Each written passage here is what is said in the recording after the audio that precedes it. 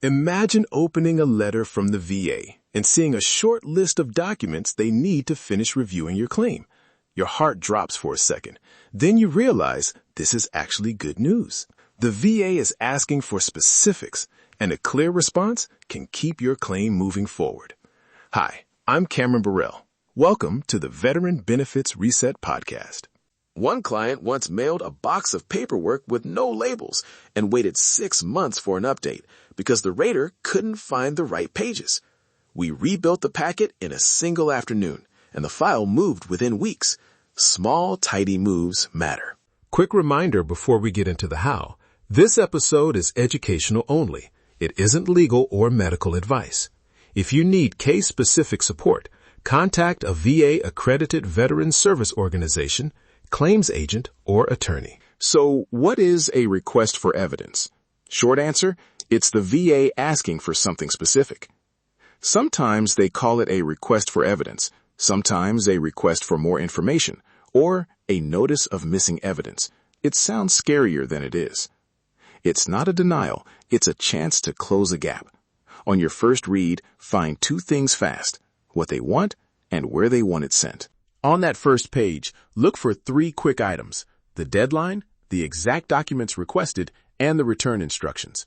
Sometimes the VA wants an upload through va.gov. Sometimes they want certified mail. Sometimes a specific evidence intake center address is listed. Check va.gov for the current address. Miss the method, and you can add unnecessary delay. I know, it's overwhelming. Do this first. Copy the request and circle the exact items. Decide where each item will come from. Estimate how long each source will take to respond. Mark what you can send immediately and what requires a records request. That short plan beats panic every time. Where to get records fast? va.gov for VA records. National Archives for service files. Call the clinic for private notes. Ask for a date range. HR will often email a short employment statement. Always request electronic copies when possible. They upload faster and are easier to label. Think like a rater. They want facts they can verify. When the VA asks for treatment notes for certain dates, those notes matter to service connection or diagnosis. Use that clue to prioritize what comes first. As you collect documents, prepare a simple, consistent package. Start with a 1-page cover letter that states your name, VA file number, the date of the VA request, and a very short sentence summarizing what you're sending. Keep that cover page tight, no long stories. Next, make an evidence index. Number the items and match them to the documents. Example, 1. VA treatment notes, 3/2019-8/2020. 2. Private PT notes, 6/2018-12/2019. 3. Employer statement confirming work limitations, 2/2022. Put the page number or file name next to each entry and label each document with its index number in the top right corner. Keep unrelated material out of the main packet. If you must include background documents, place them in an appendix and note that in your index. The goal is to make it effortless for the reviewer to find the exact pages that answer the request. How should you send it? Follow the method the VA lists. If they give options, pick the one that gives you a receipt. Certified mail with tracking and a return receipt is solid. Uploads through va.gov often give immediate confirmation. Save screenshots or confirmation emails.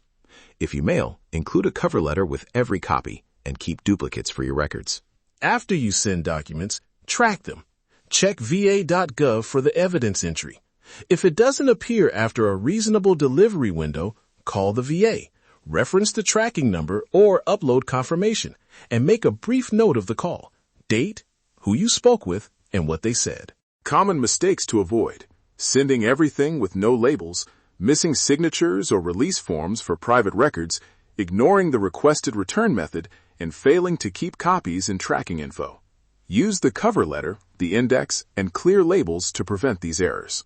What if you miss a deadline or need more time? Contact the VA as soon as you can. Explain briefly why you need more time and give an estimated date for when you'll have the documents.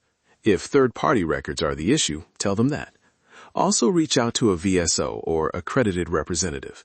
An accredited rep can sometimes coordinate with the VA and reduce the risk of a missed deadline problem.